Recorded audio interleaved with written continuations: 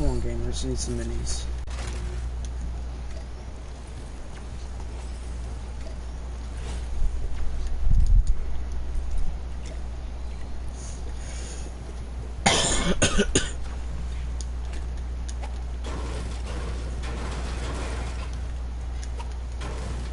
Dang, bro, it's like last night my internet was doing better when it was raining.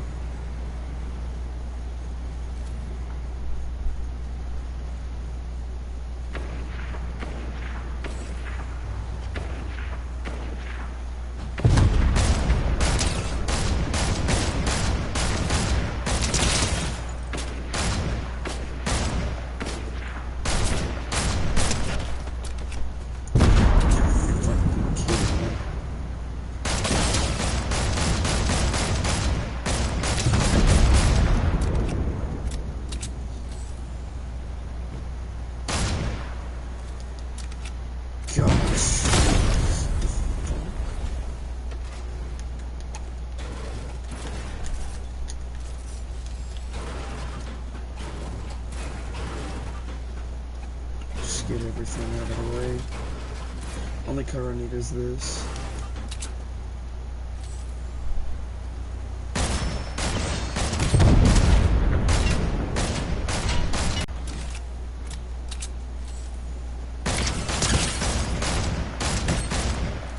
Oh, he is one tap.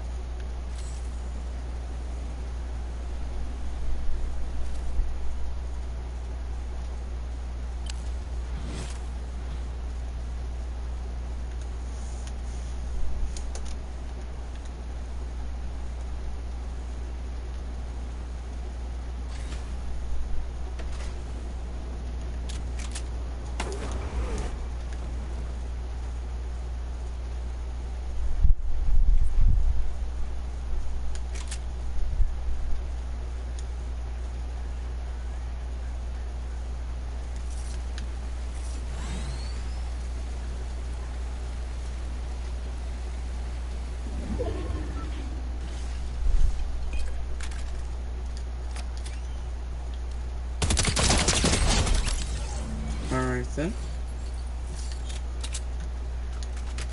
Okay, I didn't know if it was the next in or not. That dude was like, screw this, I'm leaving.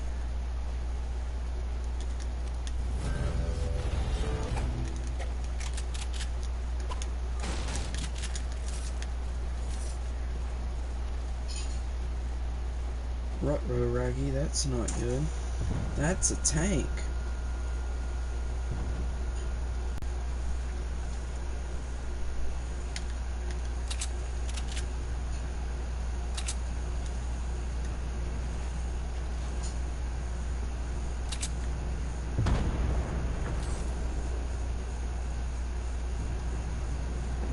What is this kid doing?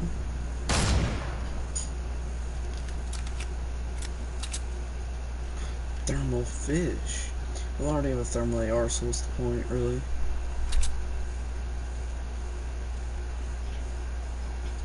I guess I can just loot the rest of Coney. Wait, do these still...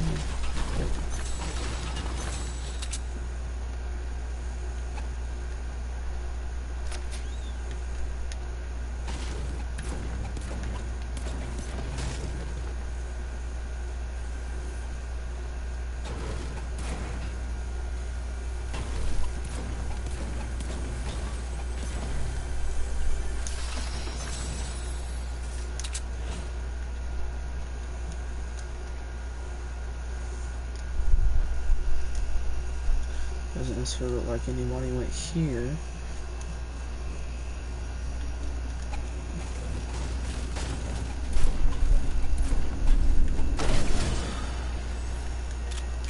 And that, my good people, is why you don't leave until you're fully looted. I'm gonna go check something. Let's see, what the fuck does he give me? Nothing good.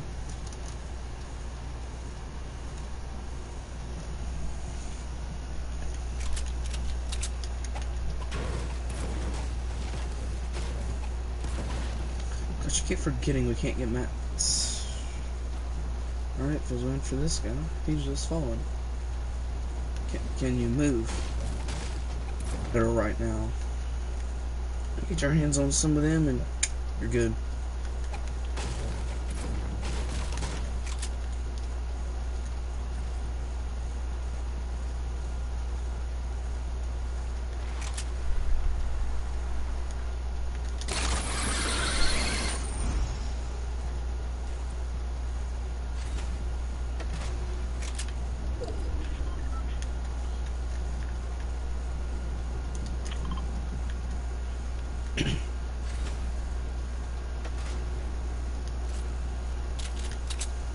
I've got to have some of the best loot in the game.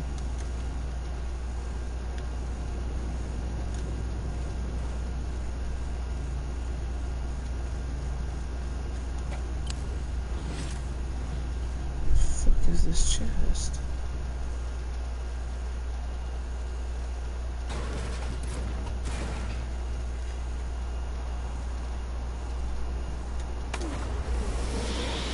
That's where it is.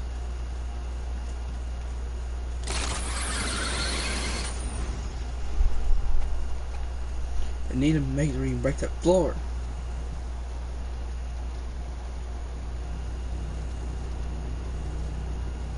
Alright, go up another level. And that's a fucking tank.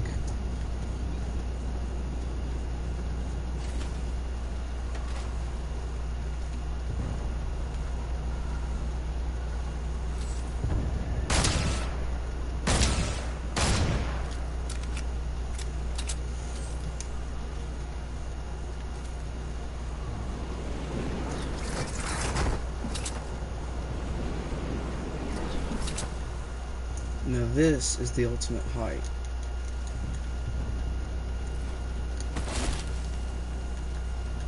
All that is grenades.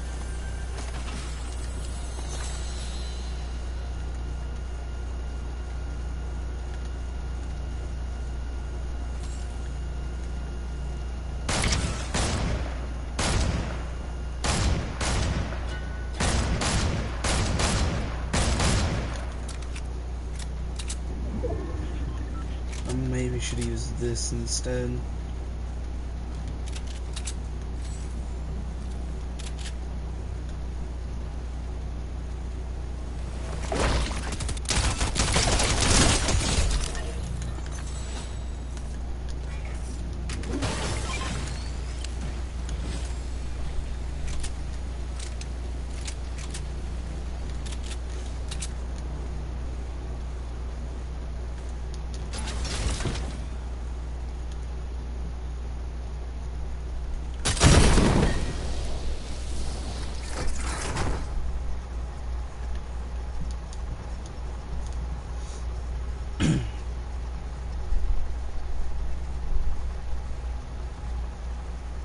And of course there's people in shifting.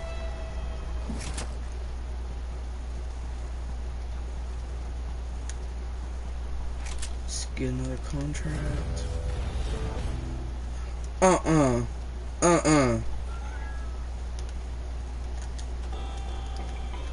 Nobody wants a ranger.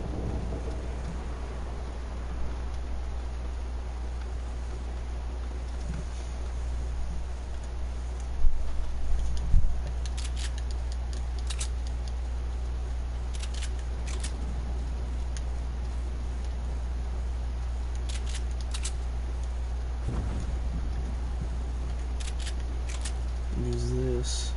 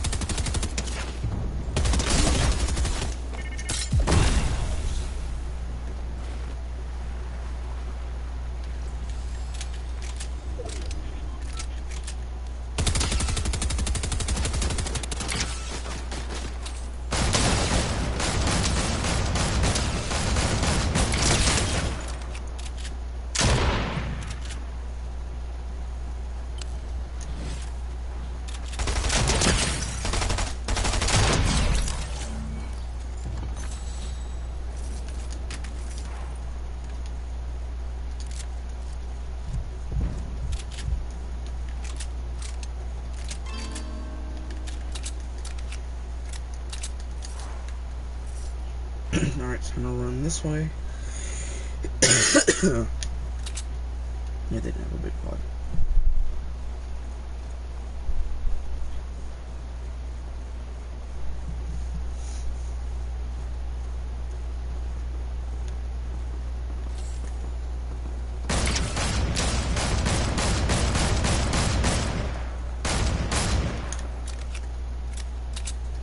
Get up on this hill and I can get an angle on him.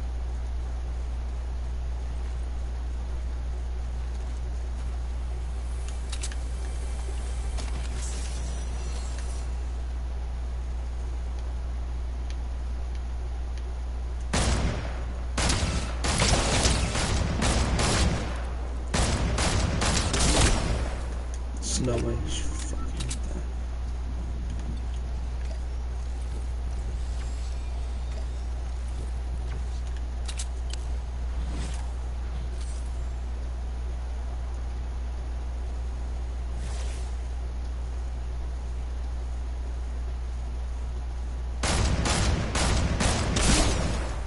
There's no way.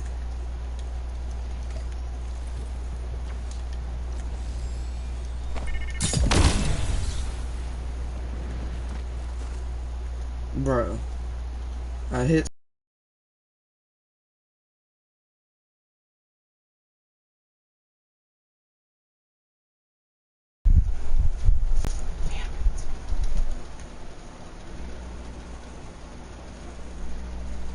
And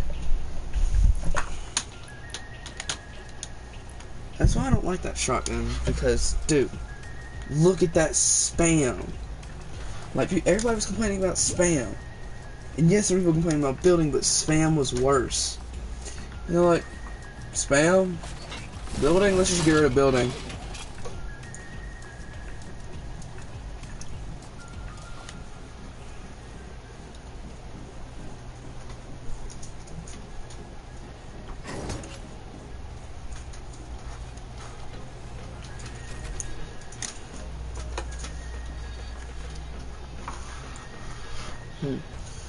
Oh, there's the shark.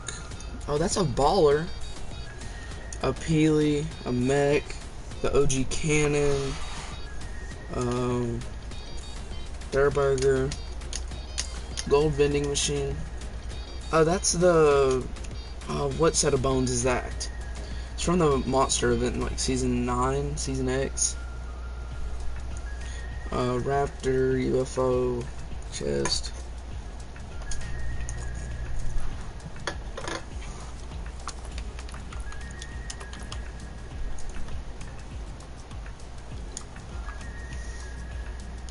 I guess I can change this for today.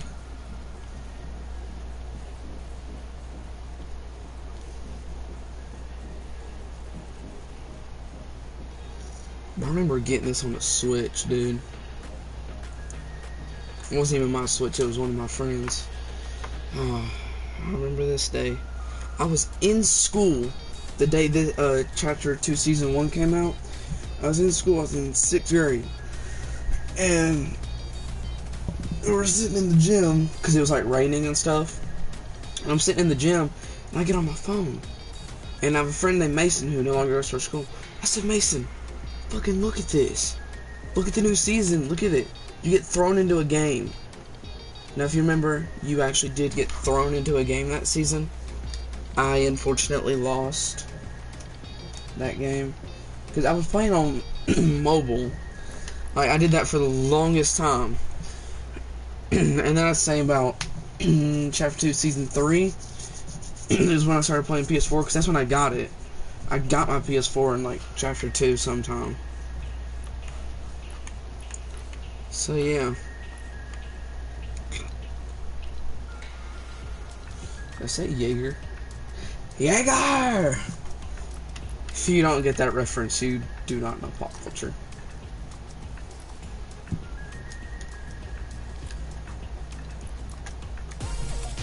I guess I can play some comedy in the back, I guess, because I'm getting bored. But I have fun, though, you know. One thing you guys definitely made possible is I have the ability now to travel, and I never did that. I never used to travel until I became a comedian. I'm like, oh my god, there's a whole other world out there.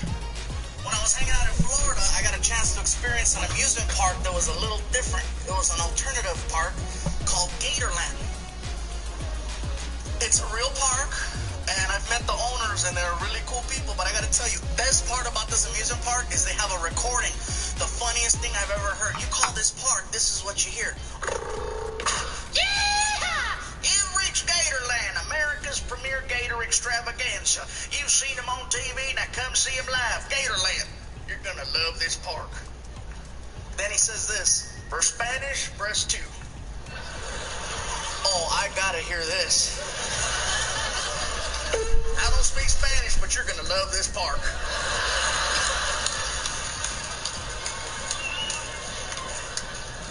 Oh, I was dying. I called him like 10 times. Oh, that's the best. Oh, I'm starting to sweat a little, huh? Too sexy. Arr. I don't care though. I have a lot of fun, you guys. You guys have made a lot of things possible. In the beginning, when I first started coming here to Bakersfield, to the Fox Theater, you guys showed a lot of. I used to go to this taco truck place up the way called Taco Loco. It's still there. I love food on wheels, you know. But this taco place is taking it to the next level. They're really, really good there, and they're not paying me nothing. I'm just talking about them. But I go to order, and these guys were kind of, you know, the girls were cool, but the guys were mean. I try to order some food, right? I'm like, hello? And the guy was like, ¿Qué pasó, gordo? What you want? What you want? Oh, hey, dude, can I get 2 tacos, chicken, and a Coke? Okay. What else? That's it.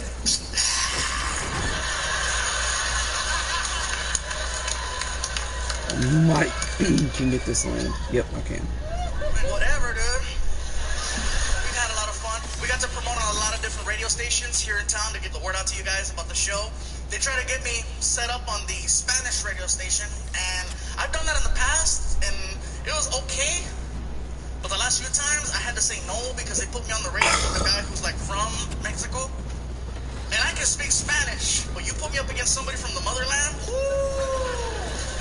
you know, I walk in the studio and I'm dealing with this one guy, right? And then we go on the air and he's like,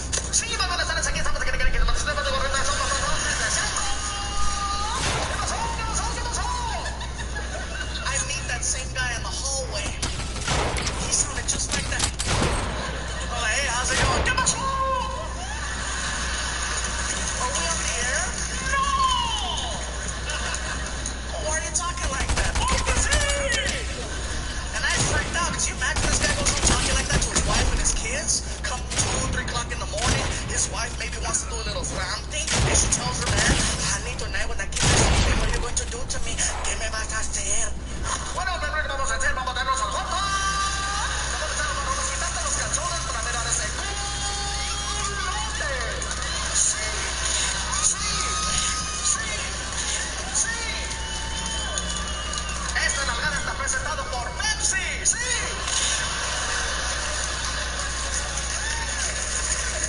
I know somebody who doesn't speak Spanish is gonna go home and try that tonight, man. Sí. You better stop that. Sí. Yeah, man, this country, you guys, I love living here in the United States. I can't think of anywhere else I'd want to live. Some people say, well, you're Mexican. Wouldn't you rather live in Mexico? I love Mexico. Just visiting. Just visiting. I like it right here. That's why it kind of bothers me whenever people go, you know, what is it like being a Latino comedian? I go, I don't know. I'm a comedian who happens to be Latino. What's the difference? The difference is my special will air on Comedy Central, not Telemundo.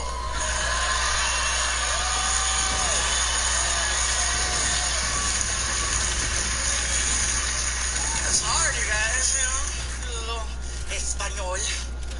You speak a little Spanish, it freaks people out. Oh my God, he's speaking Spanish. You know, don't get me wrong, I like watching Spanish programming myself. Some of the stuff is really cool. My favorite thing are the commercials. Because they're always about sex. You don't even know what the product is until like the last 2 seconds. It's always some model walking out all sexy, right?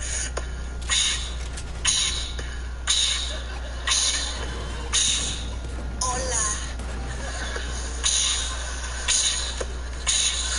Ay, qué rico. And on the 28 28-second, right? Ah! Pepsi.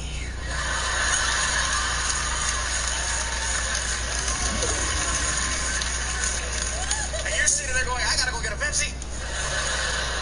Oh, yeah. Oh, my God. I have a thing for soda. I love it, man. I know they gave me water, but... Oh, soda. I didn't even see that right there. Excuse me un momento. Pepsi. No, that's actually diet, which is cool. I'm not on a diet, and it's funny because people go, well, then why do you drink diet soda? So I can eat regular cake. I love cake, man. Are you kidding? By the way, I want to thank the 3 people who brought me a cake personally. I have them in the bag. I really appreciate that. It was very nice of you. The management and the promoters are freaking out. They're like, Gabriel, why do they all bring you cake? I go, because on TV I talked about one time how much I love cake, and so people bring it. My friend Mando got mad. He's like, why don't you talk about hookers? But yeah, somebody asked me earlier too. They said, Gabriel, when you get to do your special, are you gonna do anything about the country? Are you gonna talk about politics? Well, I'm gonna talk about, first of all, how I love this country and I wouldn't want to live anywhere else. I know that half the world right now thinks that our leader is the devil, and most of us would agree. He's not. I don't have to make fun of the president. He does it by himself. Alright? He does it by himself. Every time he comes on TV, I can't wait to hear what he has to say, especially during press conferences, right? Mr. President, question. It's been over a year. What is your plan for Katrina? We're gonna find her. That's right. And we're gonna bring Katrina to justice. We have every reason to believe Katrina's connected to Al-Qaeda. K to Katrina. They both start with a K. Our president got elected. I didn't vote for him, but then again, I didn't vote for the other guy either. I was just like, how Bush won is beyond me. Americans, we love to vote, but we don't vote for presidents. We vote for things like American Idol. Because that's fun. Voting for presidents is not fun. Voting for American history, shebang, shebang. That's what they should do for presidents, you know, just put both guys on TV for 1 hour, call it something catchy like, who's gonna run this? You put them on TV for an hour, let them argue, 30 minutes into the special, you put an 800 number on the screen and say, cast your vote, right? You've reached the presidential hotline. For George Bush, press 3. John Kerry, press 4. Other options, press 5. You don't like either one? Press 5. Please hold.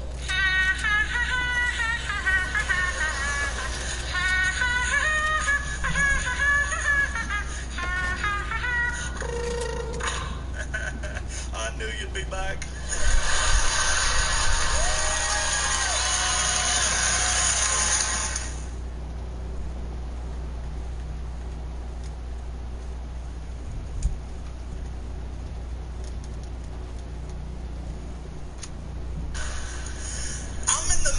Trying to deal with this whole situation with my son watching these videos and not going to work. And while I'm doing this, I get the most random phone call I've ever gotten. My publicist calls me up and she's like, Gabe, Snoop Dogg is looking for you. Excuse me? Snoop Dogg, you know, I know who Snoop Dogg is, but what do you mean he's looking for me? Well, he's looking, is he looking for me or is he looking for me? He's a fan and he wants to interview you. Oh, cool. Sounds good. What is it? I think it's some type of podcast. I'm in. Can I bring Frankie? Absolutely. Cool. So I hang up the phone. I'm excited. I want to tell my son. I'm like, Frankie, I'm walking towards your room. I'll be at your door in 30 There's no way. 2, 1. Hey, all right, you're dressed. Good. Come on, let's go. Where are we going? Watch. This is why I hate playing pubs right now. There needs to be buildings. On this adventure to go do an interview with Snoop Dogg. Like, look at Let me this. tell you something. We get to the They're neighborhood both and we're default. lost. The GPS says And that one got lucky we're on looking killing for a me. house. And there's no house, just a big building. When I was 22, I got involved with the Russian mafia. Here's how it happened.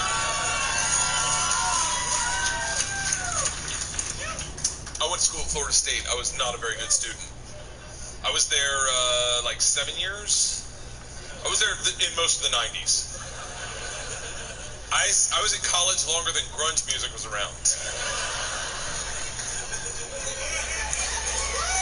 I'm not watching Gabriel anymore. I'm watching Bert Kreischer. Okay, on the machine. So, this is how bad of a student I was. One time, I signed up for a Russian class thinking it was Spanish, and it took 3 classes before I realized, I don't think this is Spanish. So I got to leave the teacher, who was hot. He definitely worked out. I'm kidding. It was a girl. It was a girl. And she was hot. She still is hot. She stopped me. She goes, don't go anywhere. I need 14 kids to teach this class. You're the 14th.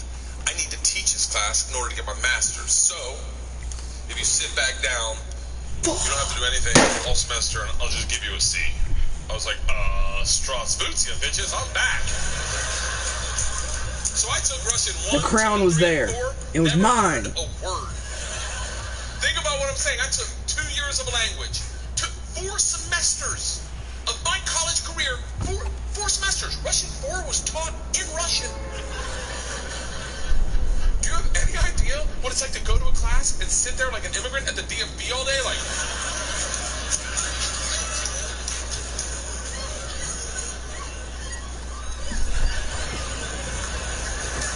the end of Russian 4, same teacher pulls me aside. She's like, we're taking a trip to Russia. If you go, you'll get a minor. I was like, okay, hold on.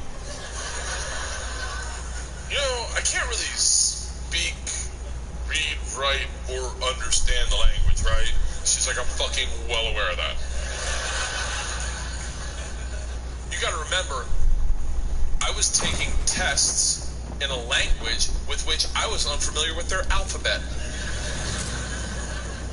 Do you have any idea what it's like to take a test and make up hieroglyphics? And the answer is star, circle, hashtag shoe.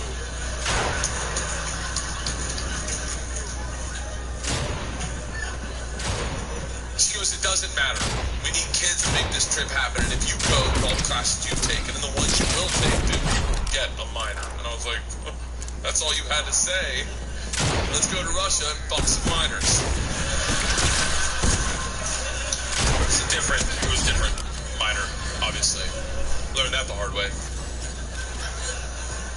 So we went to Russia in 1995. What? This is when the mob ran everything, and they told us that our very first night. They sat the whole class down. They're like, listen, we have paid off the mafia to keep you safe. In exchange for our money, they give us 2 young gangsters. I'm in the room like, this trip just got fucking awesome.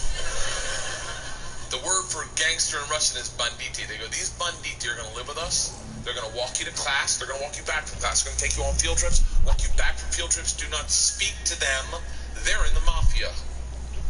Do not look at them. Do not engage them. Do not interact with them. I was like, they're going to be my best fucking friends. So the first night I grab a bottle of vodka and a 6-pack of Baltica, which is our local beer, and I play in the sentence. I was going to say, Yes, I died. Здравствуйте. Меня зовут Bert. Очень приятно. Я работаю кошка. Does anyone speak Russian in here? I love that someone says no. No. I did a head count earlier. It doesn't look like it. I'll tell you what the sentence says. It's a badass sentence. I worked all day on it. Hello, my name's Bert. It's very nice to meet you. I work pussy. Kind of. It really means I work with cats. I didn't know the fucking language. What do you expect? It doesn't matter, because the second the door opens and I'm face to face with a real Russian gangster with the wife beater and the tattoos with the track pants and the cigarette, and he just stares me up and down. A frat boy from Florida State. I was wearing a fanny pack. He just looks at me and goes, "Stole." I fucking panicked, and everything I had planned on saying flooded out of my head, and all I said to him in Russian in his doorway was, "I am the machine." And he started laughing. He goes, "What did you say?" I was like, "I'm the machine." He grabs me and he goes, "Come in and tell my friends." Brings me in a room full of 9 Russian gangsters drinking and smoking and just goes, "Stop! Tell them what you said." Now I'm like, fuck it. I'm the machine! They looked at each other, looked at me, and they're like, fuck it! He's the machine! and I became the machine, and these guys loved me. Yes. You gotta realize, though, the reason they loved me is I went shot for shot with them that time night. out and all unmodded. until like 4 in the morning. I didn't unmod you. Language was, I'm the machine! I think JJ did. And I fuck cats.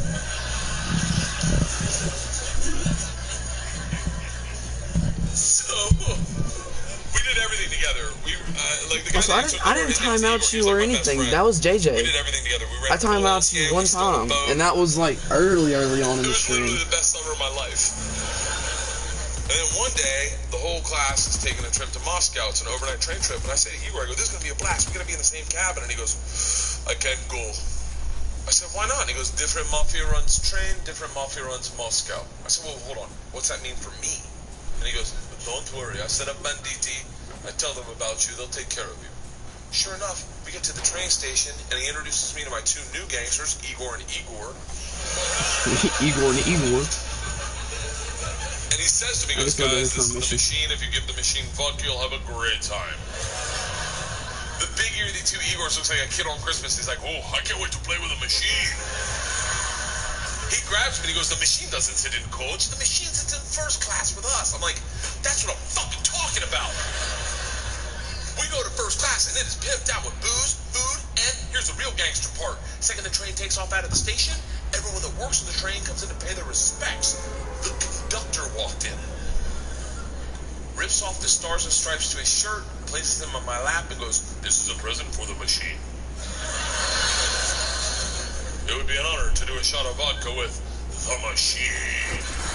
I'm 22 years old thinking, these machine stories might have gotten out of control. Yes, it is very delayed.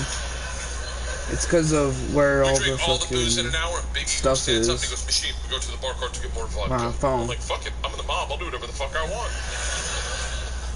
We roll into the bar cart like a big dick in a locker room. Just, not that I've ever been that guy, but I've seen it. Just smack. You know the look where everyone looks like, oh shit, okay. Oh, someone's here, okay, alright. Igor looks at me, and in Russian he says, machine, go behind the bar and grab bread. In Russian. And I understood him. For a second, I'm like, I'm fucking learning. I'm learning the language my way, not through flashcards and textbooks, but by joining the mafia. I get behind the bar, I'm like, Igor, I know what you said. He's like, go for your machine. Can the machine find cheese? And I was like, Steve, cheese, I got it. Give me another one. And he's like, grab vodka. I was like, already another one. Give me another one. He's like, grab the money. I'm like, huh? He goes, grab the fucking money. And I realized at that instant, oh, we're robbing the bar cart. And I'm the one doing it, hooked on phonics style. I grab the money, walk out. 2 of my classmates see me and they're like, you're in so much trouble. Go back to our first class cabin within 5 minutes. The head chaperone of this train trip, not the whole trip, just this train trip. She was an me before I robbed the train. She comes over to our first class cabin and swings the door open with that like liberal arts confidence. Just I'd like to say, guys, thank you for 52 subscribers. You're done. You're done. So, yeah. Stand up right now. You stand up. Stand up. You're done. Stand up. And Big Igor looks at me confused, then smiles, takes a big sip of vodka, spits it in her eyes, and goes, no one talks to the machine like that. Shuts her door in her face and goes, fuck that bitch. This is Russia.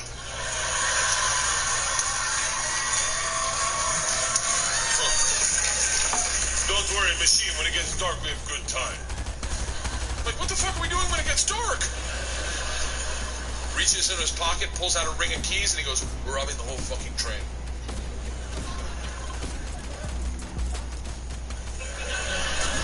I'm a good person. I don't cheat. This is why. Let me tell you. I don't cheat on my wife. I don't cheat on my wife because one morning our whole family was in bed. The dogs, the cats, the girls, my wife, and we were just giggling, and it was pure. It was perfect. And I thought to myself, I don't ever want to screw this up. This is the most important thing. This is what life's about. And they got up to make chocolate chip pancakes, and I laid in bed and I said, I will never cheat on my wife. I had a conversation with myself. I said, if I ever get into a situation where a hot girl's flirting with me, or I think she's flirting with me, and it seems like it could go further, I'm just going to cock block myself. I'm just going to look her in the face in front of everyone and go, I don't cheat on my wife! Now, I may be wrong. She may not be hitting on me. She may throw a drink in my face, slap me, or I may be right. None of that matters to me. What matters to me is that I don't cheat on my wife because I've already had that conversation. Here's the problem. I never had that conversation about robbing trains. So when presented the opportunity, I thought I'd be like, not me. I'm going to go back and work on my verbs. But apparently, when presented the opportunity, I'm the guy that's like, fuck it, let's start with my class. So we robbed them first. While they slept, if that makes it better. And then we robbed the whole train. And if there's any consolation, we robbed me too. My bag was with them. And then we drank all night long. All night long. Like literally until 6 in the morning. Top 5 drunkest I've ever been without throwing up in my entire life. We pull into Moscow at 6 a.m. I'm piss drunk. You ever been so drunk you're like, I know I gotta piss, but I can't find my dick? Train stops. Sun's up. I'm hammered. Door opens. Same teacher, not mad. Curious, right? She looks me in the eyes, smiling, and goes, I want to be the one to tell you they've alerted the police. And I look out, and on the platform, my whole class is standing there with a cop, talking. They're upset. They've been robbed. I get it. Apparently, they'd never heard snitches get stitches. Big Igor sees this and is completely unfazed. He's like, don't worry. I talked to police for both of us. I was like, oh, thank God. He cracks a bottle of vodka. I'm like, I wouldn't bring that out to an officer, maybe. Lights a cigarette, walks out to the cop, who's taking a statement. The cop is taking a statement. Igor walks up behind him, grabs him by the arm, spins him around, and goes, fuck you! We fuck you in the mouth! We fuck you in the ass! I'm like, stop with the fucking we shit! Now the cop is just staring at me and I hear him bark out, which I don't even know what that means, but it doesn't sound like, you're okay, stay there! It is a come to Jesus moment where you know you fucked up. All I thought as I walked to the cop, who's standing in front of the class I just robbed. Next to the gangster I robbed them with, my only thought was, this isn't how I plan on spending my second junior year. In the gulag taking hot dicks to the throat. I get 5 steps from the cop, who looks impatient as shit. He takes 2 big-ass steps, grabs me by the arm, spins me away from my class, away from Igor, pulls me right into his face, and he goes, so, I understand you're the machine. Nice.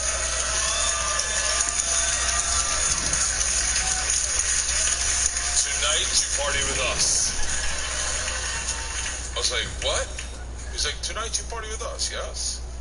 And I looked at him and I was like, wait, I'm not in trouble? And he gets so close to me, I can smell his morning cigarette. And he goes, oh, you're out of school? No. I'm just now seeing that. Fuck that bitch, this is Russia.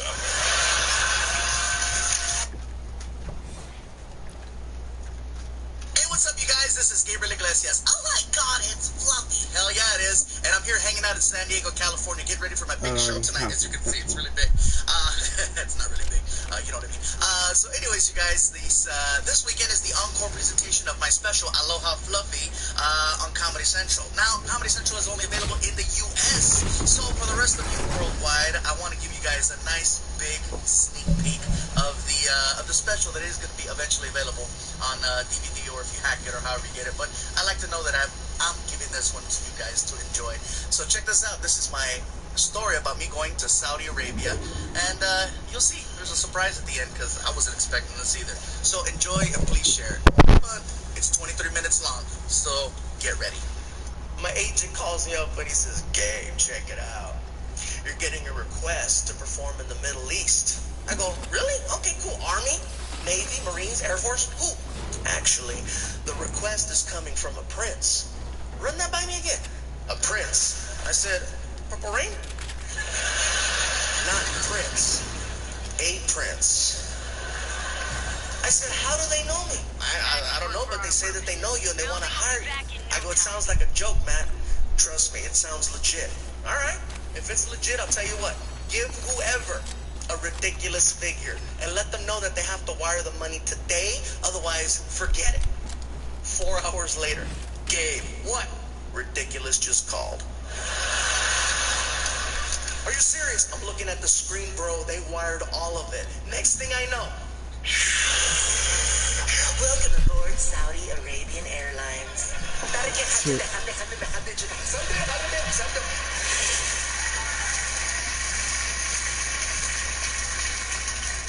17-hour flight, you guys, from Detroit, Michigan to Riyadh, Saudi Arabia. And just so you guys know, I didn't go by myself, okay? I took some friends with me. Nobody from this show.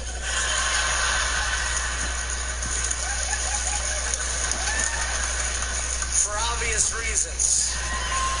Yeah, man, you see the crew that I travel with, everybody's hairy, big nose, goatee, beard, crazy eyes, this. Are you kidding me? All of us, we're like Osama bin Lopez, you know what I'm saying? I don't know what the hell Osama bin Lopez. So I took 2 other friends. I took one friend, his name is Edwin San Juan, who's Filipino, works clean. Hell yeah. And another buddy of mine named Larry Omaha, who's Native American, who also works clean. And, alright, hell yeah, sure. Hold on, I want to look at the camera. Hey, Larry Omaha, Edwin San Juan, you guys have fans and they're here in Hawaii. Get your asses over here. Anyway, so we head to Riyadh, 17-hour flight from Detroit. As soon as we get there, they flew us their first class, by the way. It was really nice. And the plane is pulling up to the gate, and it's doing the whole, and the tube is coming out to meet the plane. As soon as the tube touches the plane, all of a sudden, the door on the opposite side of the plane pops open, and a man in a suit gets on, and he walks over to the 3 of us, and he does this. Yeah, I'm here. And I'm sitting there. And they pulled us off the plane, and they escorted us to this area called VIP baggage claim. And it sounds kind of crazy, VIP, and I get there and I realize, oh, they're serving cookies and candy and coffee, and there's leather sofas, I'm just and it's being really real nice. quiet because I'm focusing. Nothing but Middle Eastern businessmen there, okay? And they're all talking about me. I don't understand Arabic, but everyone in this room understands. Yeah, I know. Mason already said something about it. The guy's looking at me and he's like, I'm sorry, but this is universal. And apparently this is Arabic for damn.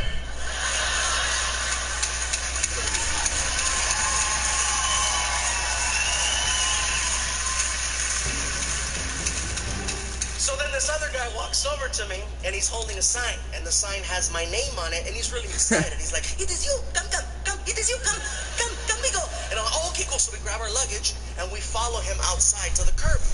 They have 3 Lincoln Navigator SUVs waiting for us. There's 3 comedians and there's 3 cars. We're so paranoid that we're in the Middle East, we all get in one car. We're sitting in there.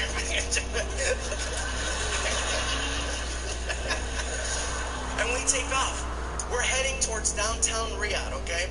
Now, all I know up to this point about my experience is that I've already been paid, my flight's been taken care of, and I have a point person who I'm supposed to meet at the airport who's not there. So I'm talking to the driver. I said, excuse me, sir, where's this guy? It is okay. Hey, take it okay. He said, it's okay. Okay. And for me, it's not okay because I researched Saudi Arabia. And, you think the rules in Singapore are strict. The rules in Saudi Arabia are very, very different, okay? And I won't don't walk them, but we're not playing with them today. Make sure that I don't say the wrong thing. I don't see when people mention some stuff about someone's family. So I keep talking to the driver. I said, sir, would you mind helping me with some questions? Whatever you need, you ask, I tell you. It's okay. I apologize in advance if I come across rude or disrespectful or ignorant, but how do you guys know about me here in the Middle East? What do you mean, how do we know? Yeah, how do you know that I'm a comedian? Do you have Comedy Central or HBO or Showtime? What is that? That's a no. That's what that is. That's a no. How do you know that I'm an entertainer? Oh, your videos. YouTube. My friend, YouTube. You're huge. You're the number 2 most famous comedian in all of the Middle East.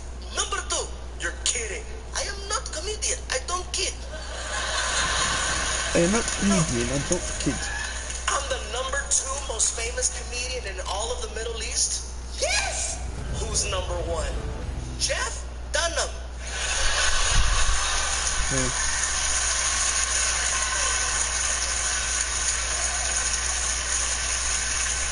Jeff Dunham is the number 1 comedian in the Middle East? You guys don't find him at all offensive? Oh, no. I kill you.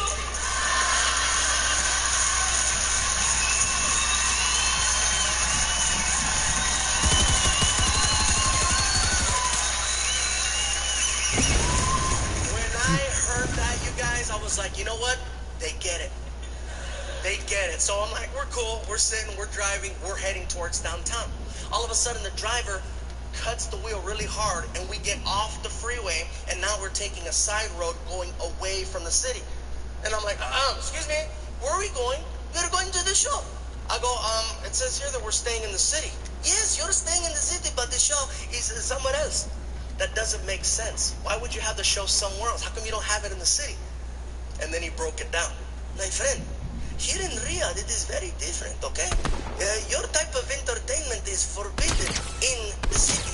There are people called religious police that hold up the traditions. They keep it so that it's very traditional. It is not allowed. The social gathering is a no-no. We must go somewhere secret in the desert. Yeah, I'm gonna let you join.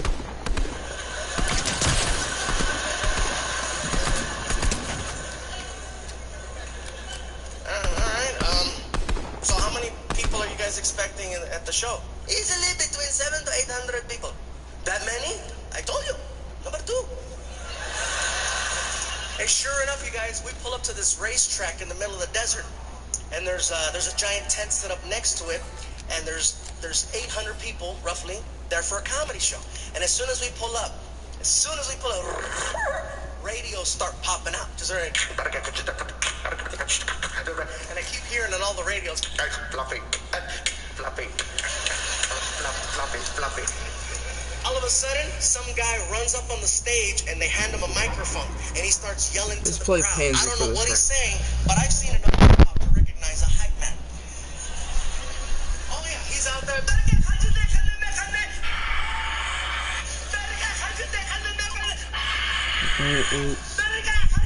Stay home, buffer, YouTube. And then I get the biggest introduction Do of the my 5 life. elbow bump.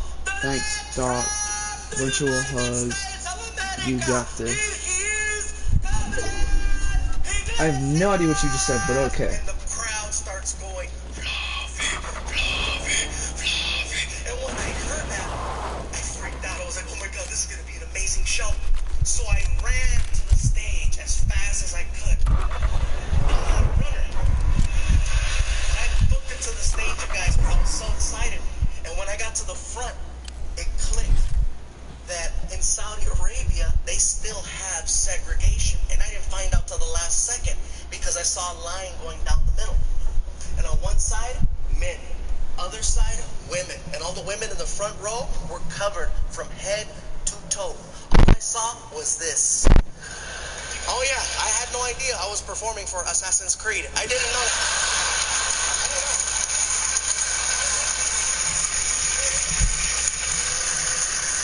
It threw me off so bad. Gabriel Iglesias! And hey, what's going on, everybody? How you...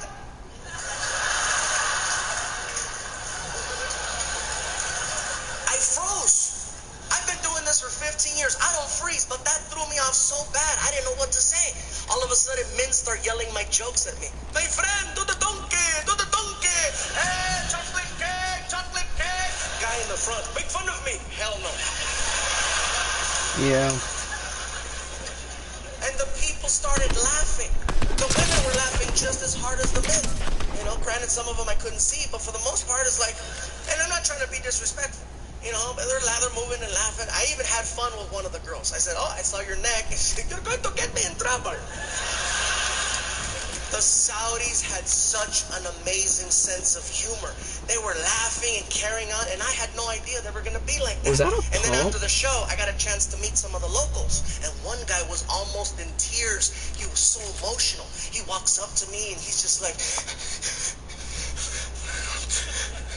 I cannot believe that I am standing here in front of you, Mr. Fluffy. Oh, well, thank you.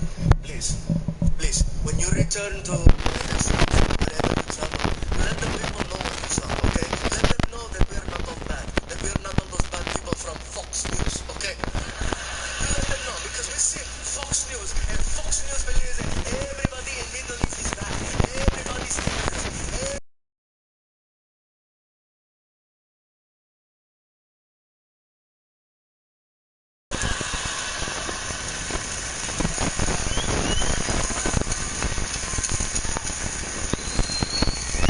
Please, let them know we're not all bad people, okay? We're not all terrorists. My cousin. Maybe. What? A plane. What plane? I got you again. I got you. He is raising my blood pressure every 7 seconds. Does And then he nobody starts have a breaking it crown? down for me how stand-up comedy is starting to bring people together in the Middle East, and how he's starting to, There. he's doing comedy. It's crazy, the conversation. Here in Saudi Arabia, people they like watching the stand-up comedy because we love to laugh. Okay, we love to laugh. It's great to laugh. And people don't think that people in Middle East have sense of humor. They see videos, they see TV, they think we are the same. They say, oh, Middle Eastern people are all angry. Look at their face, they're angry. Everybody angry, everybody mad, everybody angry. My friend, we're not angry. It's hot. Okay? It's 117 degrees. Everybody is not mad, they're hot. Look at everybody has a hot face. Hot face. Everybody hot face. I promise you give me air conditioning. I am so happy.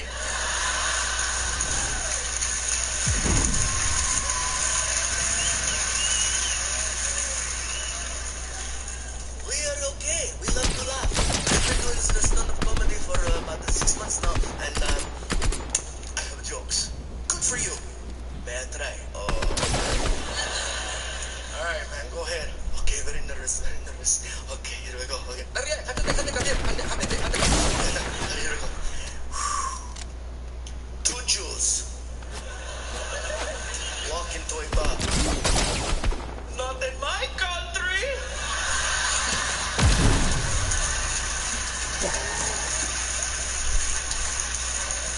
Man, you're gonna get my ass arrested, bro. We wound up doing shows all over the Middle East. We were in Riyadh, Bahrain, Dubai, Qatar, Doha, and each show, you guys, was more amazing than the last show. Not because there were so many people, but because the people were friendly. They were fun. They got all the references. I couldn't get over that. I honestly thought that they were gonna be like the people from Fox News. And I felt terrible. I felt terrible because I was judging them. I was prejudging them, and I thought that they were going to be a certain way. And I felt bad because all those years people were doing that to me, not really giving me a chance, and I was over there doing the same thing. I felt so bad. And then when I met the prince, I was still judging. 19 years old, and he's a prince. I thought he was going to be a brat. He walks up to me, and I was already like, what's up? Yeah, I knew I was losing that. Prince, and he was brought up to be a prince. The way he carried himself, he intimidated brought up to be a prince. The way he carried himself, he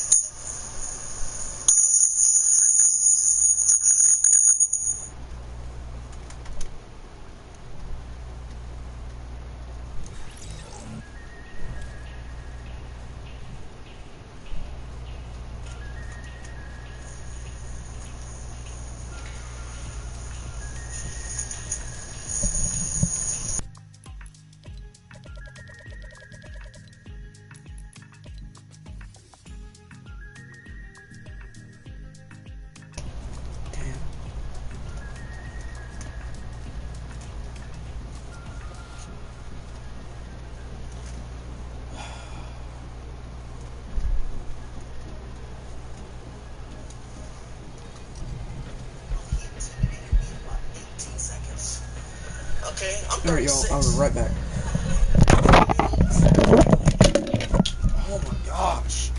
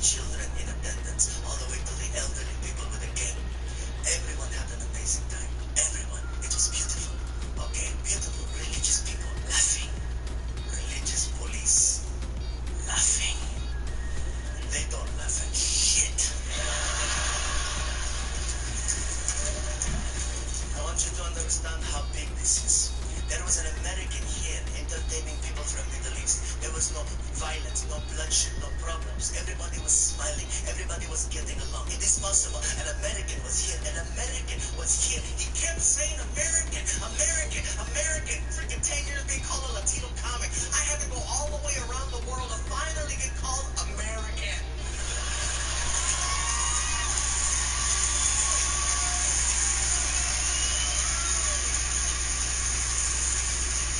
I was excited. I was like, say it again, American. And then I had the most surreal conversation I have ever had with a person. He looks at me and he says, I want to thank you for everything. I want to invite you and your friends to come to my palace so that I may entertain you. I'm like, are you freaking kidding me? I am not getting invited to a palace by a prince. Oh my God, up until this point, my only experience with royalty was a Burger King drive-thru. All of a sudden, one of those SUVs pulls up, and a guy jumps out in a suit, and I guess his favorite word was please, because that's all he said. Please, please, please, please, please, please, please. I'm like, are you kidding me? There's a man in a suit trying to get me in the back of a Lincoln Navigator, and there's a prince inviting me to his palace. I'm not gonna lie, I felt like a hot chick. Oh my God, let's go.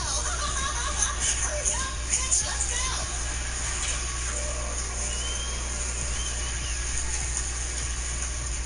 We get to the front of his palace, you guys. I'm not gonna lie, it didn't look like a palace. The walls are really high. There's barbed wire around the entire property, and there's two guys in the front with machine guns. I'm looking at this, and I'm like, this doesn't look like a palace. And I started thinking, what if I'm on some messed up episode of Middle Eastern? You know what I mean? You don't go to palace, you go to prison, you're bad. Fortunately, Verge, get the on. doors opened up, and we drive in, and then they closed. And when we got outside, you guys, what we saw was amazing. Outside, desert. Inside, palm trees, bushes, shrubs, a pond, and he had exotic pets. I know exotic pets, because I know what I have.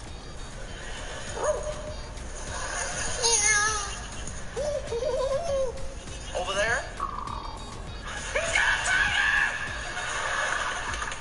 freaking zebra, monkeys, and he had a freaking boa constrictor. I'm like, are you kidding me? Snakes, monkeys, a zebra, and a tiger? Oh my God, that makes me Kung Fu Panda.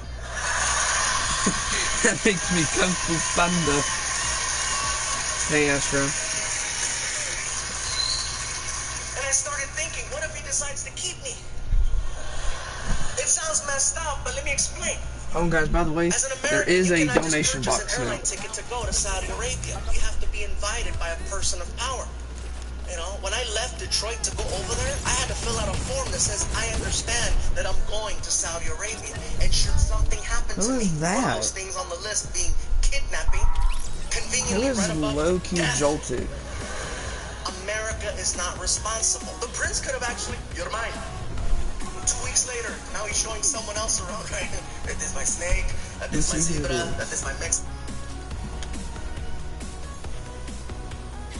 Hello, who is this?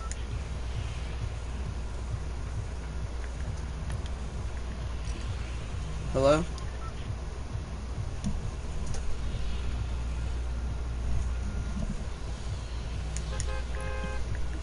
Oh, who is this? Yo, what's up, Randy? What the fuck is this? It's, so you know Jaden Mason, right? Yeah? I'm that one Okay. kid you call a nigga. Oh, Keyshawn. Yo, what's up?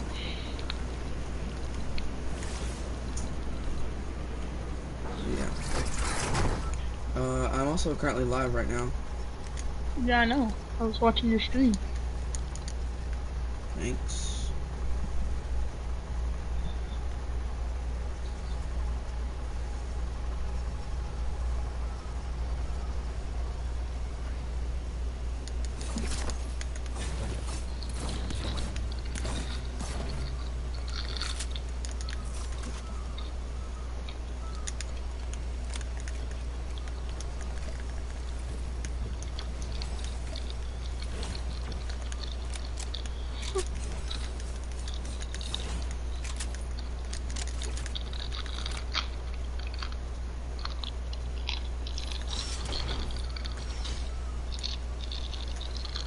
I'm not going to bring building back.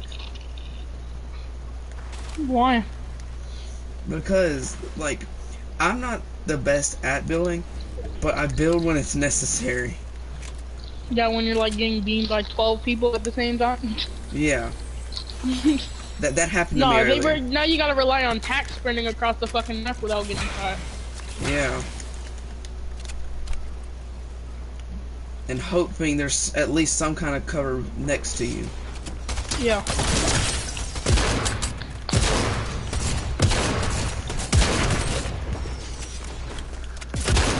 fucking hate that shotgun.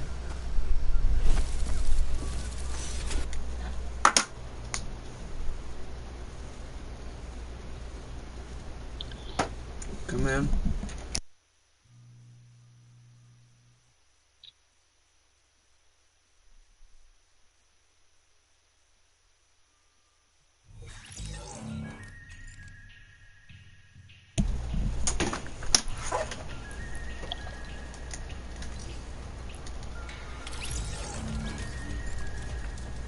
Whoops.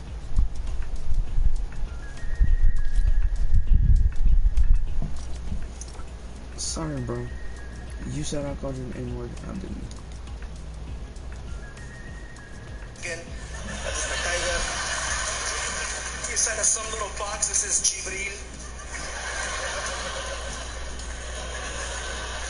Stop missing you back. But it never happened. And we're walking around. And I actually pulled him aside for a second. I said, listen, I gotta tell you something. Will you tell me? I need to apologize. What did you do? I didn't do anything. I just want to apologize for coming here with the wrong mentality. I says, unfortunately, I thought that, just, you know, because it is the Middle East, I thought you guys were going to be rude. And everybody's been nothing but nice. Huh? I know. I didn't think you guys were going to speak English so well and understand, you know, so many references, and you guys get everything.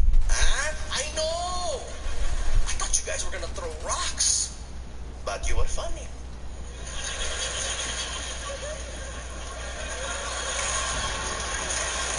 What? Never mind. 2 out of 3, where? So we're walking. And he's showing me this and that, and I'm just kind of like looking around. I thought it was great, and then I saw something that freaked me out. We're walking in the direction of a giant cage. And when I saw the cage, I stopped. I was like, what's with the cage? Take a look. Great. So I walk over towards the cage, and I look inside, and I notice that there's birds in there. And I was like, oh, okay, cool, it's a bird cage. And he got all offended, you know. That's not regular birds. Those are falcons. I go, okay, well, you have a lot of falcons. We use the falcons for hunting. You hunt falcons? No. Each falcon is very expensive. 100,000 US dollars. They're trained. We go out and we shoot a little animal, and we send a falcon to retrieve. Would you like to see? No. I got little dogs. I don't want. Bye, Bruno. Before I know it, here comes the other guy. Please. And he goes inside the cage, and he puts on this leather glove that comes up to his elbow, and he starts getting one of the falcons. I'm watching him do this, and I notice all the falcons are on these perches about this high, and there's about 15 in a row, and they all have hoods covering their eyes. And I asked them, why do they have hoods on their eyes, man? They look like little hostages. Shit. I'm sorry, bro. I'm sorry. I meant no disrespect by that, man. Seriously, no disrespect. It was a slip. And he was cool. I understand. Middle East hostage.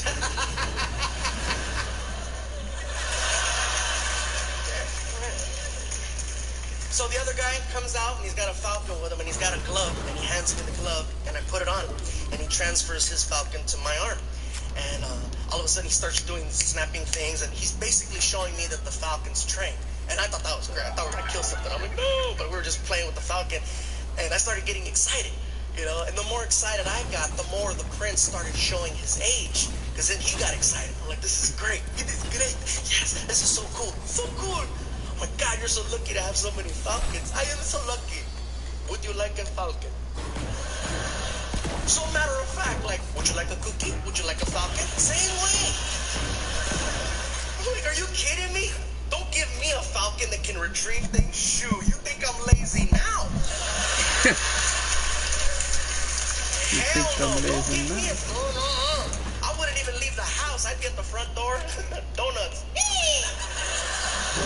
And who the hell is gonna watch my falcon when I'm up here performing? I can't leave it with my buddy Martin in the back.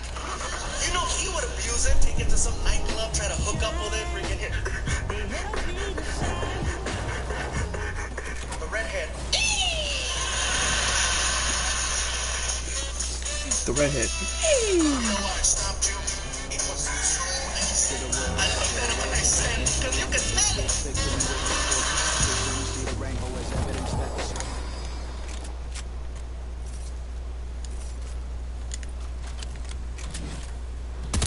Martin and I just got back from India. Yeah. So let me tell you, I started posting on Facebook and Twitter that we were going to go out there to do these shows. And then people started sending me messages questioning what I was going to do. First of all, are they going to understand you in India? Will they understand English okay? Will they be able to follow along with your stories?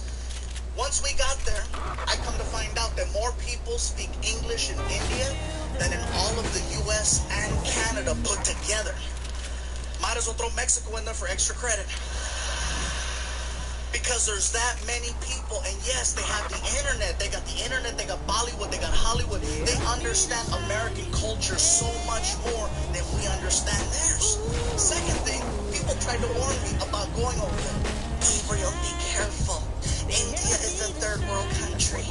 Don't drink the water in India. It contains parasites that'll make you really sick. Don't eat the food from the street, people, especially the street meat. It contains a parasite that'll make you really sick. And most importantly, there's a lot of crime over there. Don't stay out late. When the sun goes down, you go down. I'm like, is it that bad? Parasite. So I'm like, let me get this straight. There's a lot of crime. Don't stay out late. Don't eat any of the food from the street vendors. And don't drink the water. Why does that sound familiar? That's Mexico!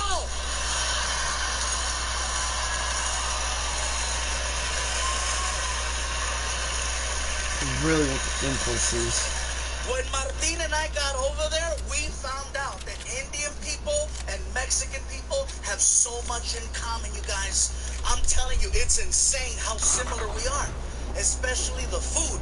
The food is so similar. For example, Mexicans love tortillas. Indian people love naan bread, which is a fluffier form of a tortilla. Mexicans love chicken. Indians love chicken. Mexicans love hot and spicy. Indians invented hot and spicy. Most popular drink in Mexico is Fanta. Most popular drink in India is Fanta. Indian people worship cows. Mexicans love similarities. Most of the people that I met over there were very hardworking and humble. And I gotta tell you, every time I talk to someone, I was always greeted the same way. They look at me, they put their hands together, they do a little bow, and they say, Namaste, which is an endearing hello. It's really nice and sweet. And then I noticed that Indian people, when you're talking to them, do this thing with their head, where it will begin to move side to side as they're speaking. Now, at first when you notice it, you think, oh, he slept wrong. He just got a kink in his neck. Get a temper, Peter! Now, when they start speaking, their head starts moving. And I notice this. The guy is checking us into the hotel, and he's really cool. He's like, listen, if you have any problems at all, okay? You call the front desk, you press 0.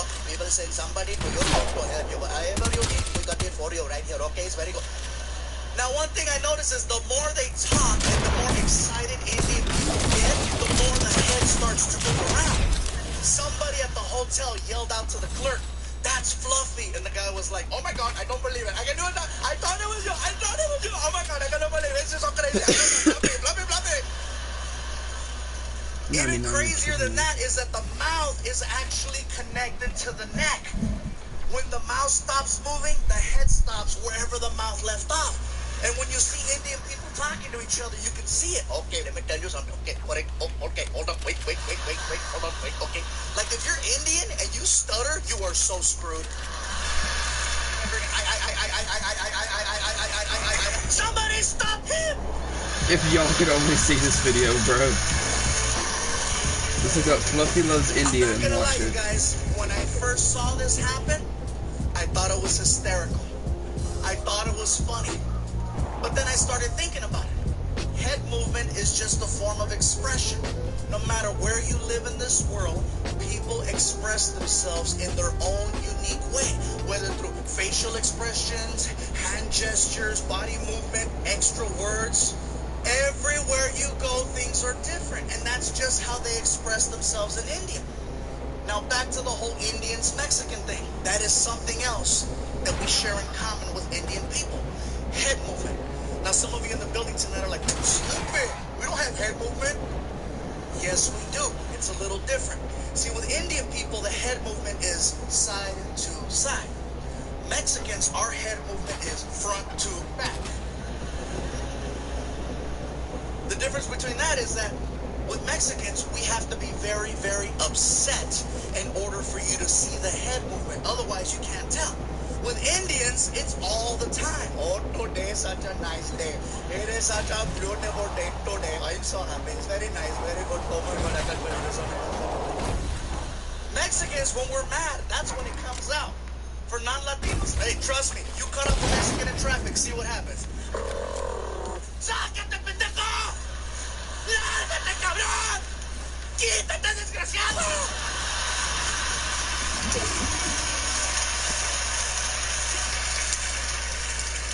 That's funny. I don't know why the black people are laughing. You guys take it all. Oh, no, you didn't. Oh, hell no. I know he ain't talking about me. I hit a bell. I hit a bell. This is my only form of protection.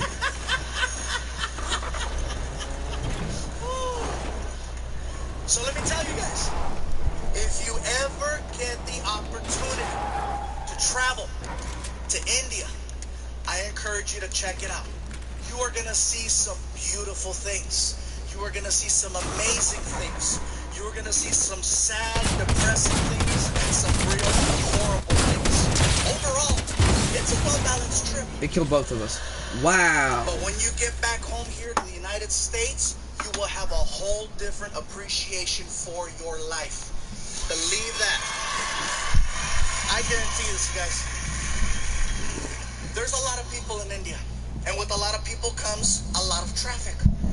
First things first, American traffic and Indian traffic, very different. Here, whatever happens on the freeway will stop the whole freeway. In India, there's 10 times the traffic, but it moves. See, the problem is Americans, we're fascinated by accidents. We're fascinated by the idea of seeing potential death.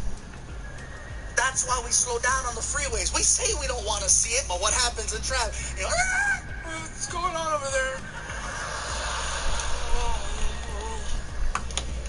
There doesn't even have to be a collision. You could be on the 101 freeway and I'm going to mute. I'll be back in a minute.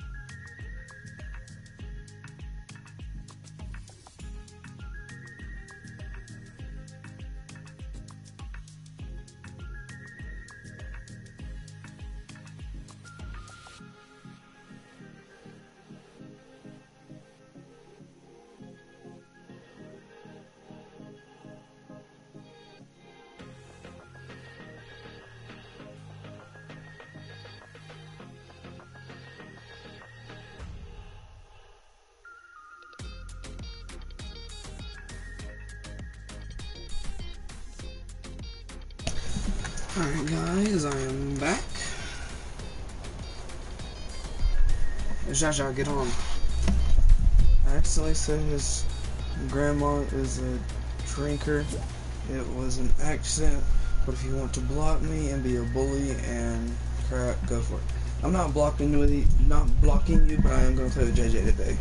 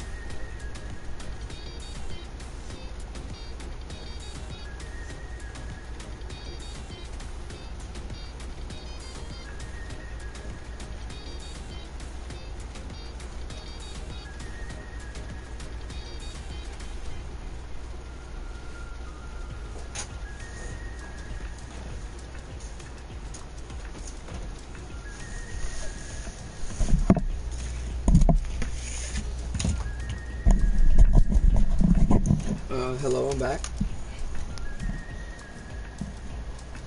and I'm gonna eat though.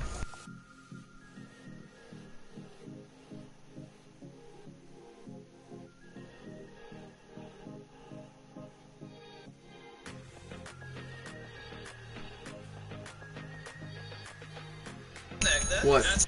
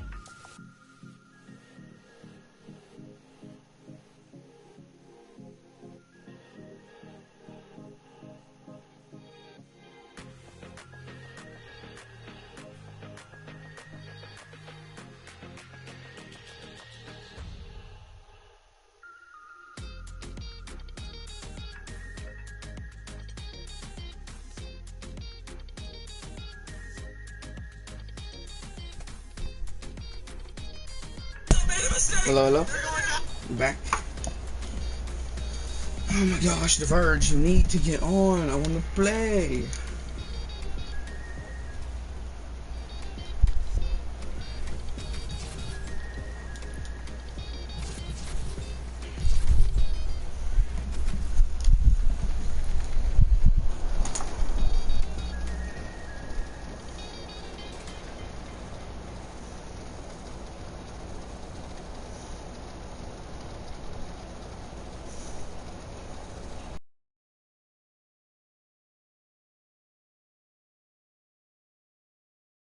Say thank you to the one person watching. Alright, time to get back to some solos. More Guys are all standing. No pressure. No pressure. We're having fun, you guys. We are here coming to you from South Florida.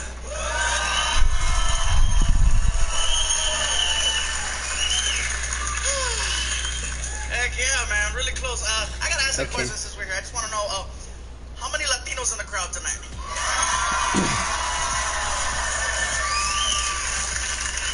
Now, notice I asked Latinos. I wasn't very specific. Because if you call a Latino the wrong one, there's an issue. You call a Mexican, a Salvadorian, we get mad. You call a Puerto Rican, a Dominican, they get mad. You call a Cuban anything but a Cuban, you're gonna get stabbed.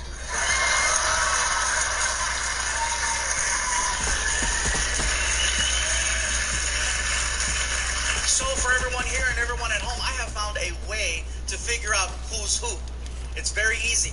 All you have to do is listen to the way the person is speaking Spanish. You don't have to understand a single word, just listen to the flow. That'll let you know. For example, Mexicans, when we speak Spanish, we sound high.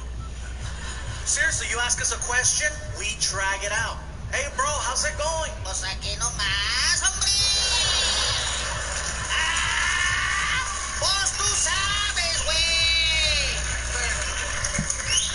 Cubans, I found out Cubans, you guys speak Spanish, like everything means something. It's very serious. You ask a Cuban a question, bro, where you going? Al baño, coño, carajo, why you wanna know? Just asking, dude. It's like, why is he yelling? I don't know. And I found out Puerto Ricans, you guys speak Spanish like there's a time limit.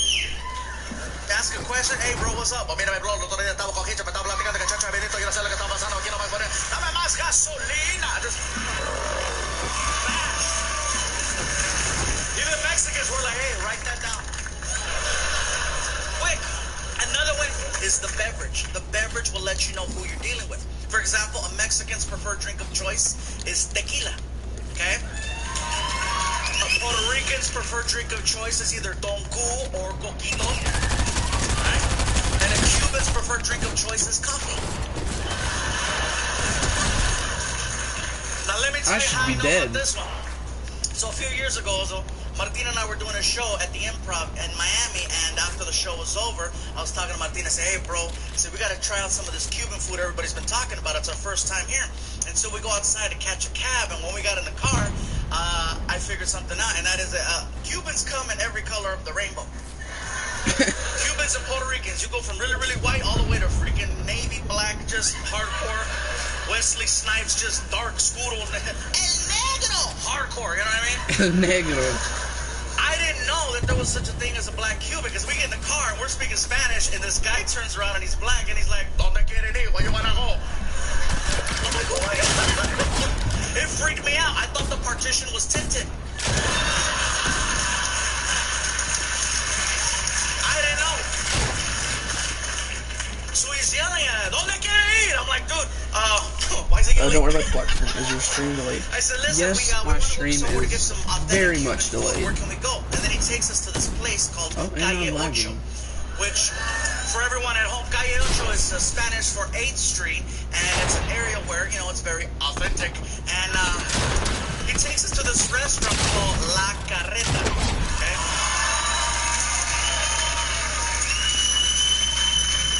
So, you can't miss it. There's a restaurant on the corner with a giant wagon wheel in front of it and a huge rooster. Well, I don't know what the won't hop rooster on, does, so. but look out for him.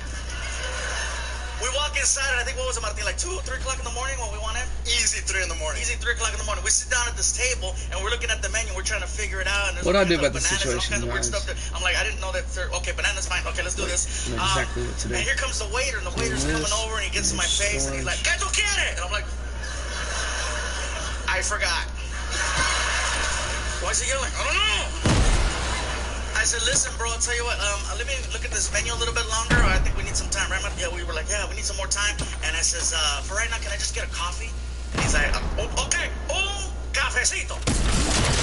And he walks into the kitchen. He comes back 5 minutes later, seriously, with a little coaster and a shot glass of coffee on the coaster. And he puts it down in front of me, and he's like, okay. And I'm like, what is this? Es un cafecito. I go, dude, look at me. I'm not a ito. I'm a ande.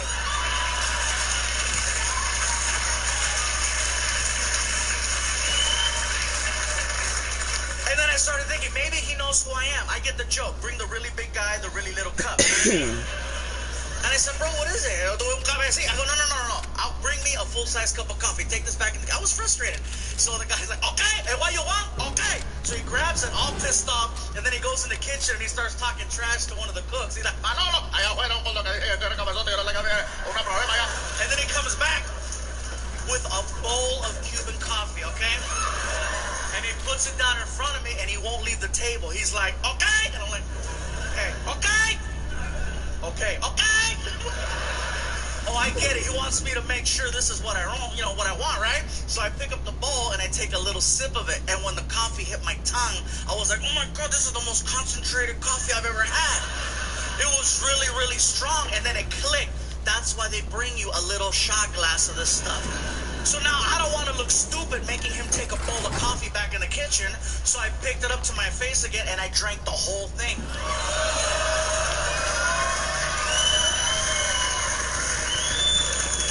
Well done. I knew I messed up, bro. I knew I messed up because the waiter looked at me, and he's like, vaya con Dios.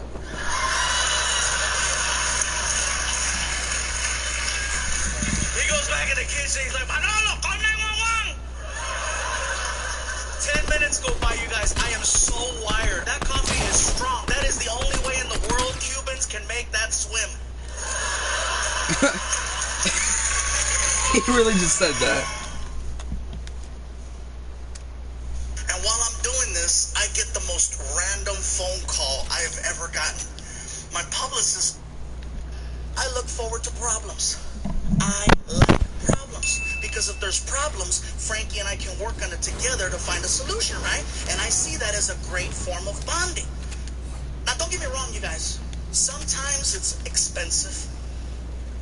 Yeah, you're laughing. Let me tell you. Like one time they took his iPhone from school.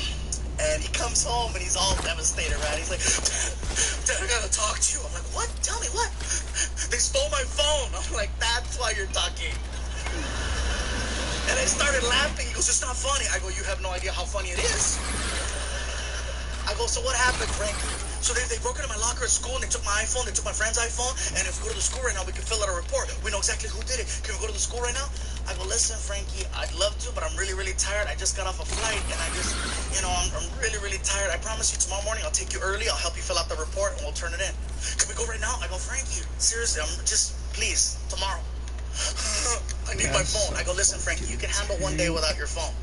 He's not getting his way. So he turns around and he yells at the ground and he goes, they took my phone! I looked at him and said, hey, you took my freedom. You don't hear me screaming. Just accept it and process it and we move on. That's it.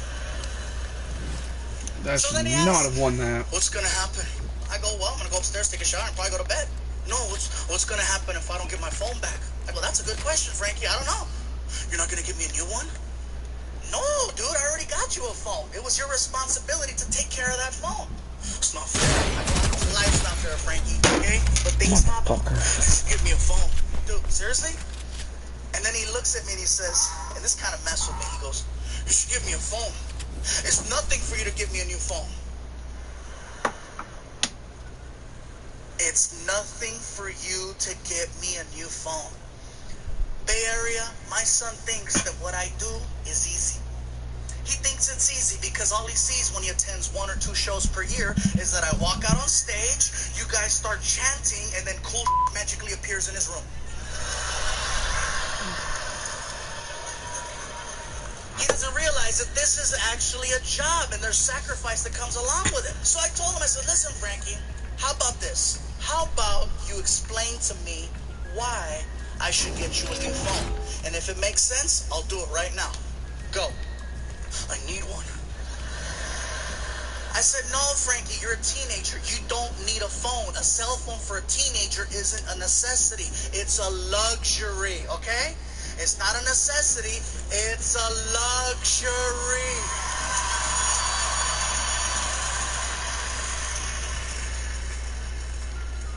He says, what if there's an emergency?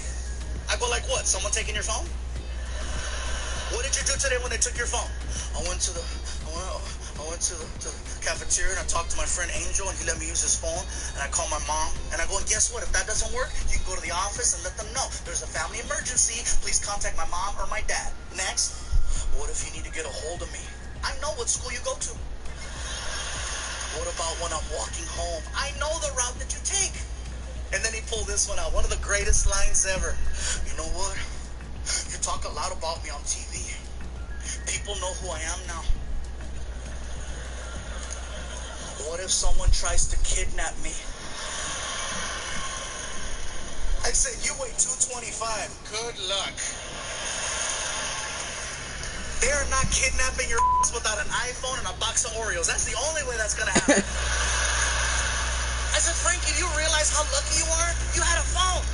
I didn't have a phone in school. Your mom didn't have a phone in school. Yep. If we needed to make a phone call, we had to carry change. Or we had to call collect. What's that? Oh, my God. Trying to explain the concept of a collect.